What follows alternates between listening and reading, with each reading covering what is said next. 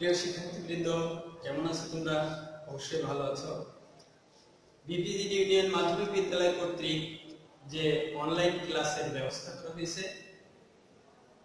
তো সেখানে আমার এটি গণিতের সপ্তম শ্রেণীর গণিতের দ্বিতীয় ক্লাস। আমার ক্লাসে তোমাদেরকে স্বাগত জানাচ্ছি। আমি গত ক্লাসে বলেছিলাম যে তোমাদের একটা বাড়ির কাজও দিয়েছিলাম যে উপপাদ্য 2 তোমরা একটু দেখবে। তো নিশ্চয়ই দেখেছো। আমি আরো একটু তোমাদেরকে উপপাদ্য 2 অল্প পরিসরে একটু বুঝিয়ে দিয়ে আমি আরো একটি জ্যামিতি তোমাদেরকে আজকে পড়াবো। সেই অনুযায়ী তোমরা খাতা কলম নিয়ে রেডি হয়ে যাও। তো ঠিক আছে, আমরা শুরু করতে যাচ্ছি তোমাদের দশম অধ্যায়ের সর্বসমতা ও সদৃশ্যতা বিষয়ক উপপাদ্য 2। ঠিক আছে, তো উপপাদ্য 2 এ যেটা বলা হচ্ছে যে কোনো ত্রিভুজের যদি দুইটি বাহু পরস্পর সমান থাকে তার বিপরীত কোণ দুটিও সমান হবে। এটা আমাদেরকে প্রমাণের কথা বলা হয়েছে। কি বলা হয়েছে? যদি কোনো ত্রিভুজের দুটি বাহু পরস্পর সমান থাকে তাহলে তাদের বিপরীত কোণ দুটো সমান হবে। অর্থাৎ দুটো বাহু যদি সমান থাকে তাহলে সেই ত্রিভুজটাকে কি ত্রিভুজ বলে তোমরা জানো? সমদ্বিবাহু ত্রিভুজ। এখন সমদ্বিবাহু ত্রিভুজের সমান সমান যে দুটো বাহু থাকে তার বিপরীত কোণ দুটিও সমান হবে। এটা আমাদের প্রমাণের বিষয়। তো ঠিক আছে, শুরু করা যাক। তো আমরা ধরে নিচ্ছি যে এটাই সেই ত্রিভুজ, এটাই সেই এ বি এবং সি সেই নির্দিষ্ট ত্রিভুজটা, যার এবি বাহু এবং এসি বাহুটা সমান। ওই যে বলা হয়েছে কোন ত্রিভুজের দুইটি বাহু যদি সমান হয় তাহলে এবি বাহু আর এসি বাহু সমান। আচ্ছা, তাহলে আমাদেরকে প্রমাণ করতে হবে যে এদের বিপরীত কোণ, অর্থাৎ এই এবি বাহুর বিপরীত কোণ হচ্ছে এসি বি, এই কোণটা, আর এই এসি বাহুর বিপরীত কোণটা হচ্ছে এ বি সি। এই কোণ দুটো সমান। এইটা আমাদেরকে প্রমাণ করতে হবে। তো বিশেষ নির্বাচন এটাই যে মনে করি ত্রিভুজ এ বি সি এর এবি সমান এসি, তাহলে প্রমাণ করতে হবে যে কোণ এ বি সি অর্থাৎ এই কোণটি সমান সমান কোণ এ সি বি, এই কোণটি। এটাই আমার প্রমাণের বিষয়। তো ঠিক আছে, আমরা প্রমাণ শুরু করি। দেখো প্রমাণ। আমি আগেই তোমাদের এই অধ্যায় পড়ানোর শুরুতে বলেছিলাম যে দুটি ত্রিভুজের মধ্যে যদি 1 2 3 তিনটা জিনিস আমরা সমান দেখাতে পারি তাহলে ত্রিভুজ দুটি সর্বসম হবে। আর যখনই ত্রিভুজ দুটি সর্বসম হবে তখন আমরা এর যে অংশ খুশি সেই অংশ সমান বলতে পারব। তাহলে আমরা এই প্রমাণ করার আগে আমাদেরকে এই ত্রিভুজটাই একটু অঙ্কন করে নিতে হবে। অঙ্কনটা হচ্ছে কোণ বিএসি। খেয়াল করো, কোণ বিএসি এর সমদ্বিখণ্ড, অর্থাৎ এই কোণটিকে সমদ্বিখণ্ডিত করে একটা রেখা অঙ্কন করতে হবে যেটা বিসি কে ডি বিন্দুতে ছেদ করে। তাহলে লক্ষ্য করো কি করলাম আমরা, কোণ বিএসি এই কোণটিকে আমরা সমদ্বিখণ্ডিত করেছি কি রেখা দ্বারা? এবি রেখা দ্বারা। সেই এবি রেখাটা বিসি কে ডি বিন্দুতে ছেদ করেছে। তো লক্ষ্য করো এখানে আমরা যদি একটু তাকাই, এখন আমরা প্রমাণ শুরু করব। আমরা একটু অঙ্কন করে নিলাম কোণ বিএসি এর সমদ্বিখণ্ড এবি। তো এখন আমরা এখানে যদি লক্ষ্য করি, তোমরা কি বলতে পারবে এখানে কয়টি ত্রিভুজ আছে? অনেকে বলবে 2টি, অনেকে বলবে 3টি, কিন্তু আমি বলবো 3টি। কারণ প্রথমত এ বি সি বড় একটি ত্রিভুজ, পরে দেখো এ বি ডি এখানে একটি ত্রিভুজ তৈরি হয়েছে, আবার ডান পাশে এ ডি সি বা এসি বি যদি দেখো আরো একটি ত্রিভুজ হয়েছে। মোট কয়টি হলো? 3টি। ঠিক, তাহলে তোমরা এখন থেকে জানবে যে এখানে 3টি ত্রিভুজ আছে। তো আমরা 3টি ত্রিভুজে যাব না, এ বি সি যে মূল ত্রিভুজটি ছিল আমরা ধরে নেব যে সেই ত্রিভুজটি এখন দুইটি ত্রিভুজে বিভক্ত হয়ে গেছে। নাম কি বলো, নাম কি? এ বি ডি, আরেকটি হচ্ছে এ সি ডি।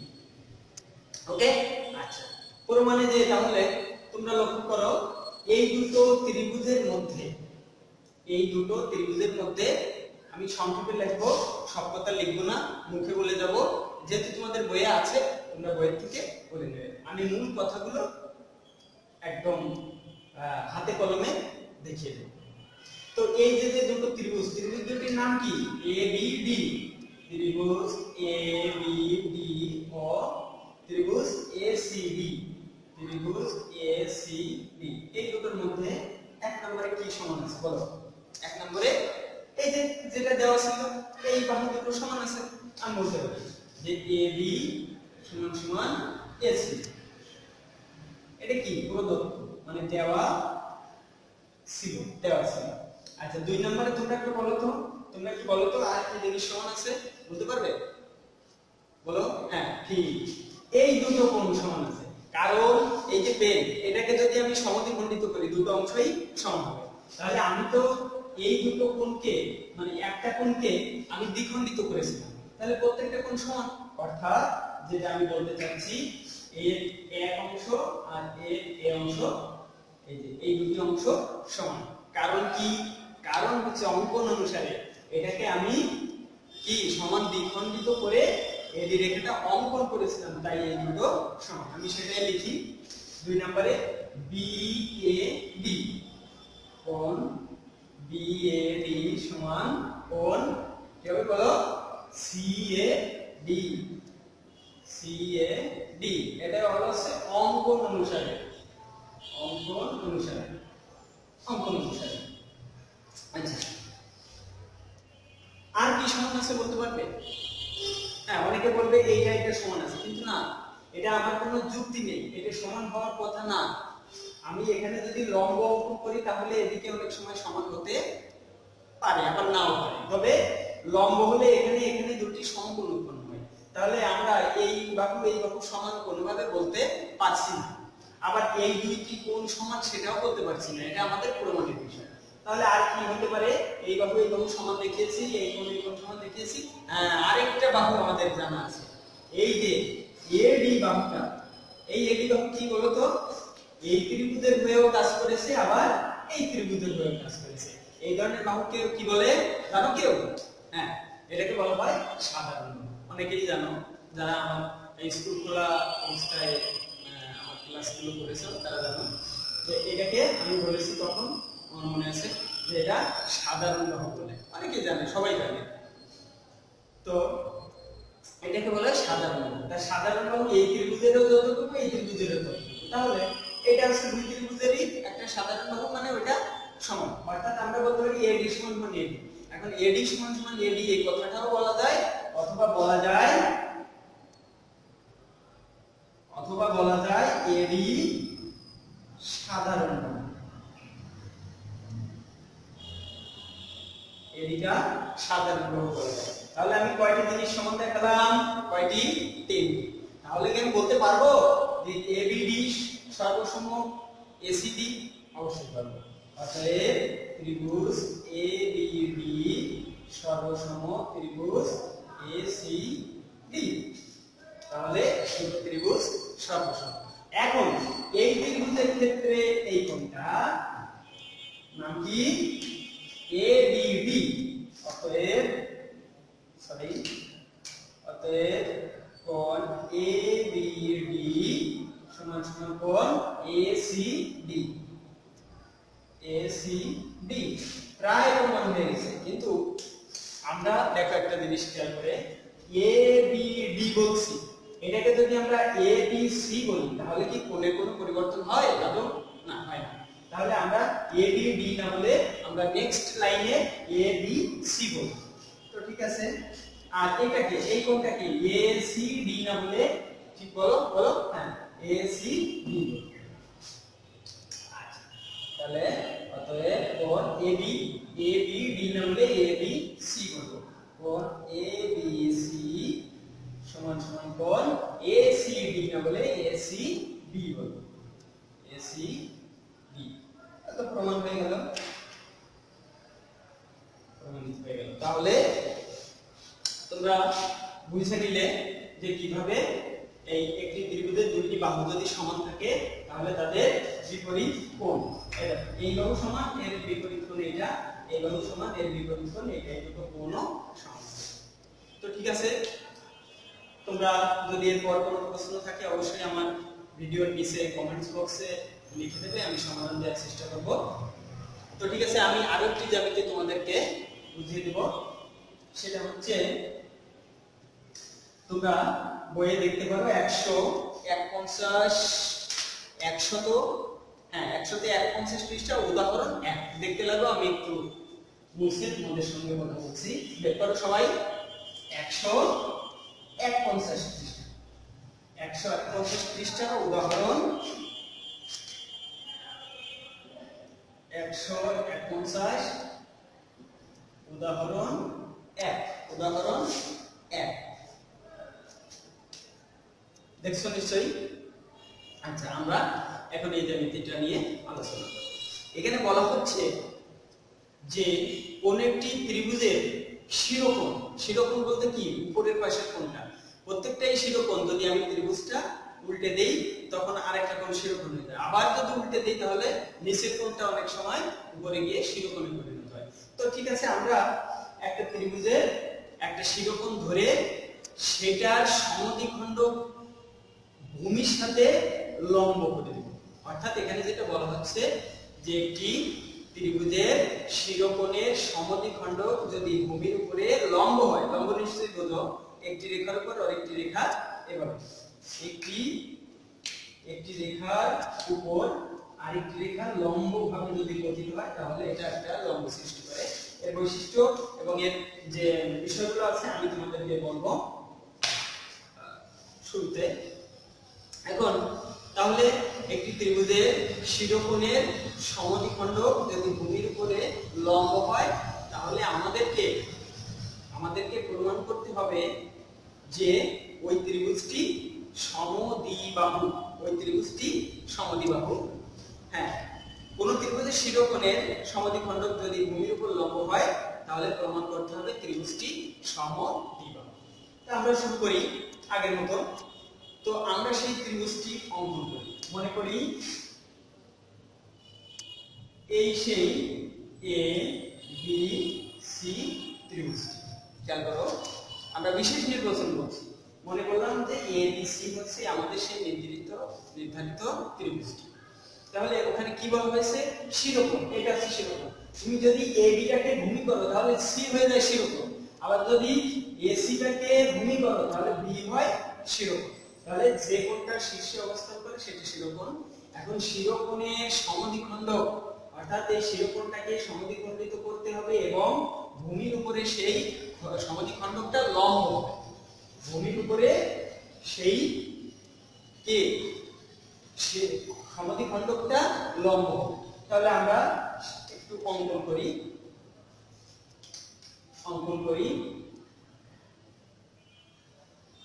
হ্যাঁ, এই যে বিসি কে সেই সমদ্বিখণ্ডককে ডি বিন্দুতে সেট করে।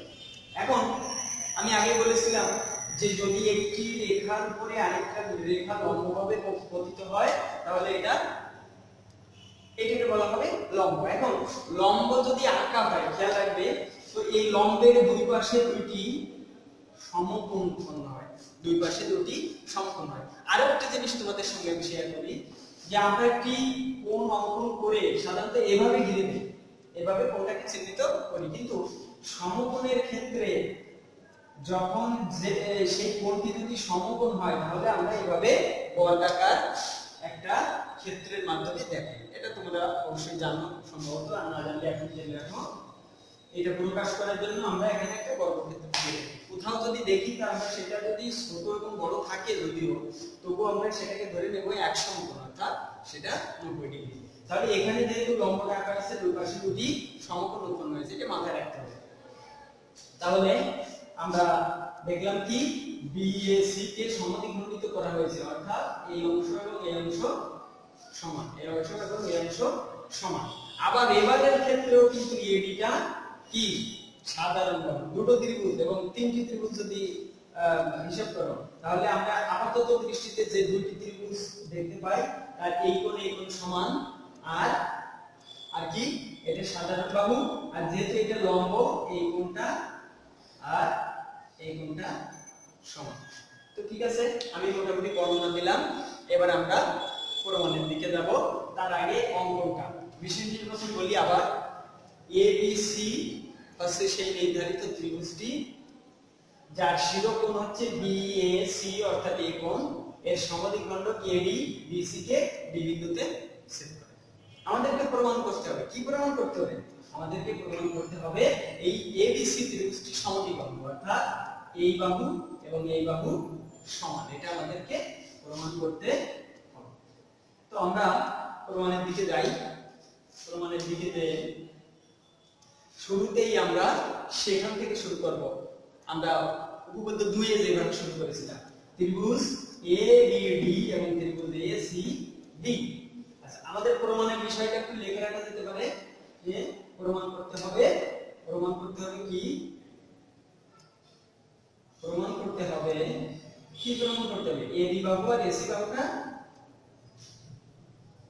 সমান, অর্থাৎ এটা সমদ্বিবাহু ত্রিভুজ। সেটা বলো, এই দুটো যদি প্রমাণ হয়, এটা যদি প্রমাণ হয় যে AB সমান AC, তাহলে তো এটা সমান, অর্থাৎ এই ত্রিভুজটা সমদ্বিবাহু আমরা বলতে পারবো। এটা প্রমাণ করার পরে বলতে পারবো ত্রিভুজটি সমদ্বিবাহু।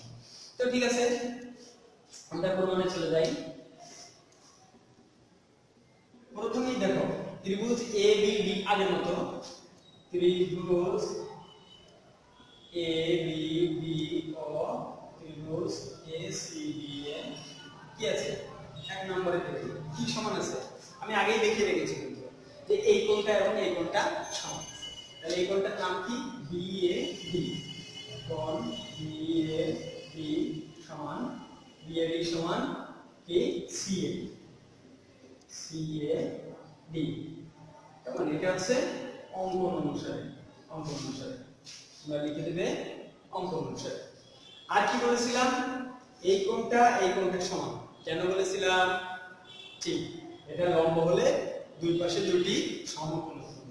তাহলে কোণ ADB সমান কোণ ADC। দুই নম্বরে কোণ ADB সমান কোণ ADC। ADB সমান কোণ ADC, অর্থাৎ এই দুটো কোণ সমান। আরেকটা জিনিস সমান আছে, আগেরবারে ছিল, সেটা হচ্ছে AD সাধারণ বাহু। তাহলে 3 নম্বরে হচ্ছে AD সাধারণ বাহু। তাহলে আমার কয়টা জিনিস সমান দেখানো হয়ে গেল? 3টি। আমরা এখন বলতে পারি ত্রিভুজ এইটা সমান ত্রিভুজ। অতএব ত্রিভুজ ABD সর্বসম ত্রিভুজ ACD। যখনই এই ত্রিভুজ এবং এই ত্রিভুজ সর্বসম হয়ে যাবে তখনই আমি বলতে পারি এই বাহু সমান এই বাহু। সেটা প্রমাণিত। অতএব AB সমান AC। এটা প্রমাণ করলাম যে AB সমান AC, অর্থাৎ এই ABC ত্রিভুজের এই দুটো বাহু সমান, তার মানে সমদ্বিবাহু ত্রিভুজ। তাহলে এটা প্রমাণ করাই সম্ভবত যথেষ্ট। ঠিক, এটাই প্রমাণ করলে যথেষ্ট হবে যে ত্রিভুজটি সমদ্বিবাহু। তো বন্ধুরা, নিশ্চয়ই তোমরা বুঝতে পেরেছো আমি আসলে যেটা বোঝাতে চেষ্টা করেছি। আর যেহেতু আমি খুব সংক্ষেপে হাতে কলমে দেখিয়ে তোমাদেরকে বুঝিয়ে দিলাম, এখন বইয়ের থেকে তোমরা আরেকটু সহযোগিতা নিয়ে নিশ্চয়ই এটা নিজেদের মতো করে সুন্দর করে বুঝতে পারবে, এবং যদি পরবর্তীতে পরীক্ষায় কখনো আসে তো এখান থেকে তোমরা অবশ্যই এর প্রশ্নের উত্তর দিতে পারবে। তো বন্ধুরা, তোমরা বাড়ির কাজ নেওয়ার জন্য প্রস্তুত হয়ে যাও। আমি দেখছি বাড়ির কাজ নেওয়ার জন্য খাতা কলম রেডি করো এবং লিখে নাও বাড়ির কাজ। তোমরা অবশ্যই কিন্তু দেখে, আমি যে বাড়ির কাজটা দিব সেটা অবশ্যই দেখে নিস।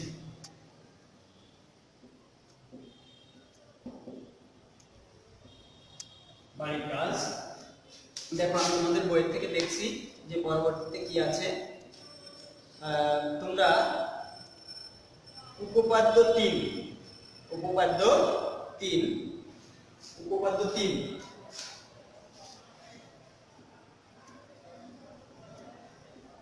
উপপাদ্য 3 এটা একটু দেখবে। আমি আসলে প্রত্যেকটি আমি তোমাদের করিয়ে দেব, পর বুঝিয়ে দেব। তো এটা দেখতে বলছি এই জন্য যে আমি যে তোমাদের কিছুটা ধারণা অন্য জ্যামিতির মাধ্যমে দিচ্ছি, এই ধারণাটা ব্যবহার করে তোমরা কতটুকু বুঝতে পারো। আসলে অধ্যায়টাই হচ্ছে সর্বসমতা এবং সদৃশ্যতা। তা আমরা সর্বসমতার ভিতরে আছি, সদৃশ্যতা পরে আলোচনা হবে।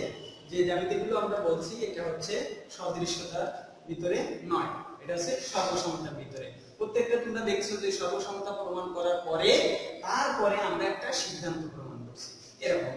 তো ঠিক আছে, তোমরা পৃষ্ঠা নাম্বার হচ্ছে 149, হ্যাঁ 149 এর উপপাদ্য 3 এটা একটু দেখবে। আমি যদি সুযোগ হয় ক্লাস আমাদের উপজেলা পর্যায় থেকে ক্লাসের নির্দেশনা আসে, তো আমি অবশ্যই তোমাদেরকে উপপাদ্য 3 ভালোভাবে বুঝিয়ে দেওয়ার চেষ্টা করব। তো বন্ধুরা ঠিক আছে, সবাই ভালো থেকো, সুস্থ থেকো, এই আশাবাদ ব্যক্ত করে তোমাদেরকে আবারও ধন্যবাদ জানিয়ে আমার ক্লাসে অংশগ্রহণ করার জন্য, ক্লাসটা দেখার জন্য তোমাদেরকে আবারও ধন্যবাদ জানিয়ে আমি এখানে বিদায় নিচ্ছি।